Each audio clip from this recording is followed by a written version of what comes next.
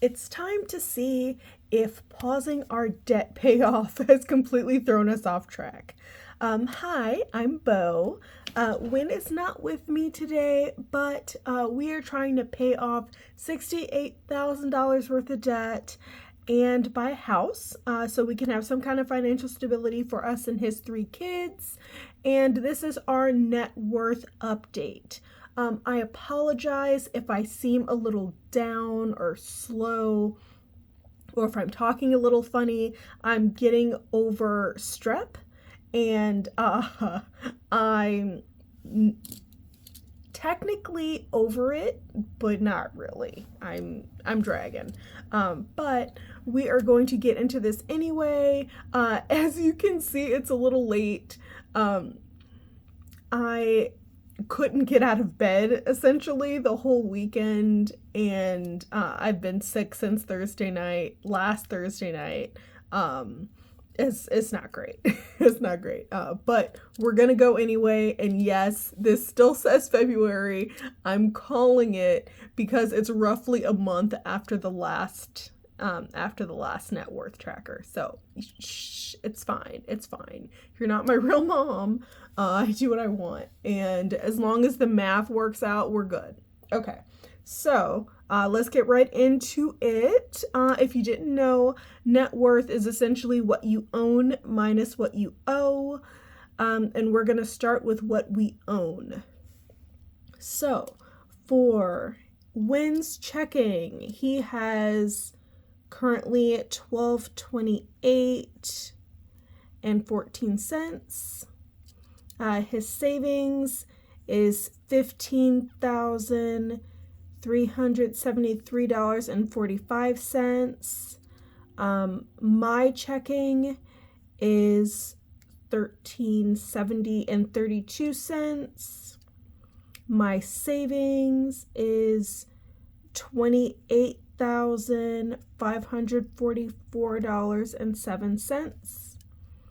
My CD, education, which is what it was originally for, that's probably not what it's going to be for, but you know, such is life. $22,975.28.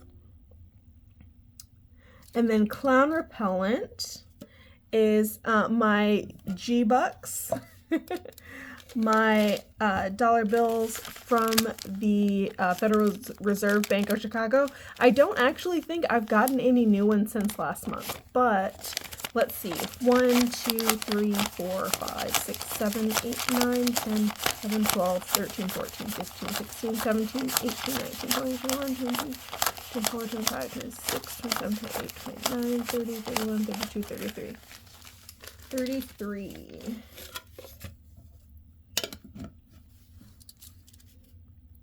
So clown repellent is basically money that I use to invest in the children's emotional well-being, their emotional stability. And then Earnings Hemingway is this cute little piggy right here, my little piggy bank. And because he is all in change, I have little fake monies, little $2 bills that I use to keep track of how much is in here. So 2, 4, 6, 8, 10, 12, 14, 16, 18. $18. And I just use Earnings Hemingway. I use change to pay for like Halloween decorations and candy. Nothing big. But let us see here how much this all adds up to. And I'll just pause so you don't have to watch me struggle with the calculator. Okay, so we have $69,542.26 is what all this cash adds up to. And then for non-cash, which is just things that can't easily be, withdrawn. Employer retirement is $12,740.73. IRA is $930. Oops, sorry for that. $930.12. Brokerage is $4,694.92. And car value, according to Kelley Blue Book, is $31,022 even.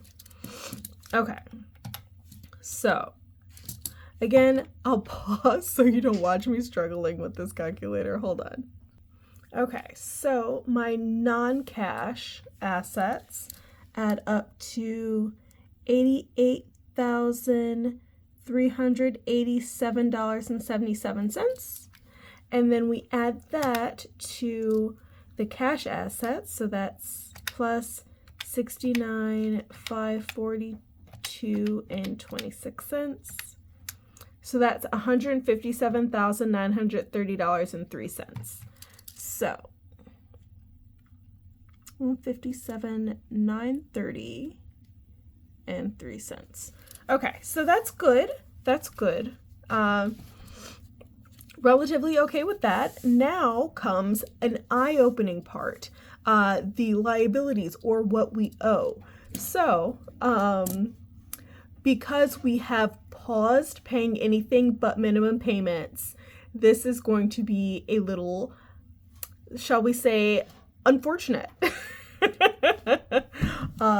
Partially, you'll see. Okay, so personal loan is paid. So that's good, right? Chase Credit is paid. Also good. Navy Federal Credit Union credit card, paid. And then Trunchbull is paid, which is Wynn's highest interest student loan. These funny names are just Wynn student loans here. Payne is $9,990.33. Panic is $20,951.93. Scar is $5,912.62. And Frollo is $5,502.40. And then B&D Collections is paid. We like to keep all of these on here just so that eventually we can have paid all the way down the side. That's the goal. S&M Collections is $13.50. And legal debt is paid. One of these years, it'll be paid all the way down. Okay, and again, I'm going to pause while I add it up because, y'all, I struggle with this calculator. Hold on. Okay, so total debt is $43,707.28. And y'all, I know I've been saying, yeah, I struggle with the calculator. It's not because this calculator is bad or anything. It's because ADHD is a cruel thing. I lose track of what I type sometimes. And I'll like mistype things and then I'll have to double check just to make sure. I much prefer using the kind of calculator where it shows the whole calculation like on one screen where there's multiple lines, but those aren't as visible on video. So I just kind of, I don't know. Sometimes I feel up to showing you the struggle and sometimes I don't, I guess. But, okay, total liabilities, $43,707.28. And then, to get our net worth, we subtract what we owe from what we own. So, $157,930.03 I typed it right? Right. Okay. Minus $43,707.28. Okay, so 114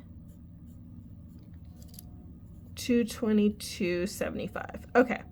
So total net worth currently is $114,222.75, which is more. Let's see how much more. So minus last month's, which is 112,303.31. So minus 112,303.31. So that's 1919.44. So net worth has gone up 1919.44. And then divide that by what last month's was 12303.31 equals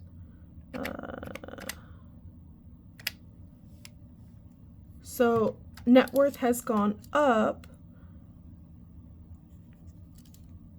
1.7%, which is good. That's good. That's progress. Not as much progress as last month, but also last month we were paying down debt, so we saved on interest on top of increasing our numbers. And let's just take a look at what things look like in comparison. It's how do I put this? It's not going to be as big of a difference this time as next month, because last month we were still paying on debts, but look at, okay, so I try to do the pages the same way every time so that I can make direct comparisons. Okay, look at SCAR. SCAR has gone up from 5895 to 5912 because we're just paying minimum payments, and Wynn's minimum payment to his student loans does not actually cover the interest because he is on income-based repayment. So SCAR has gone up. Frollo has gone up. Pain and Panic went down, but only because I was still paying extra on those last month, in January anyway. But yeah, our debt has only gone down. Debt has only gone down a little bit, but we're saving a lot more, so things will start looking a little different. I'm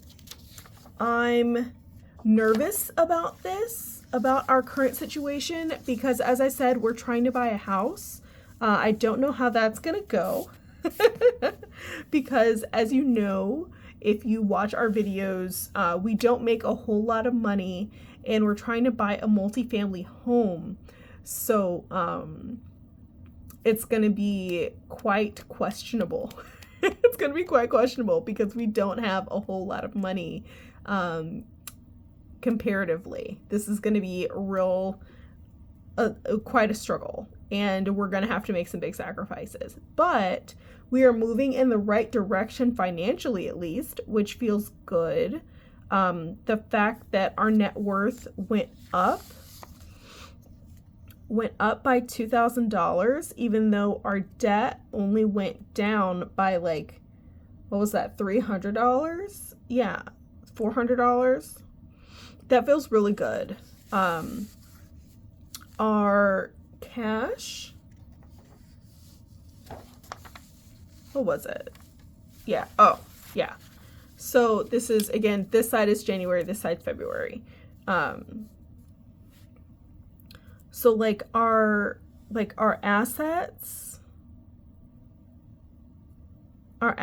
went up a little bit. Like Oh, wow. We haven't saved that much more money cash wise.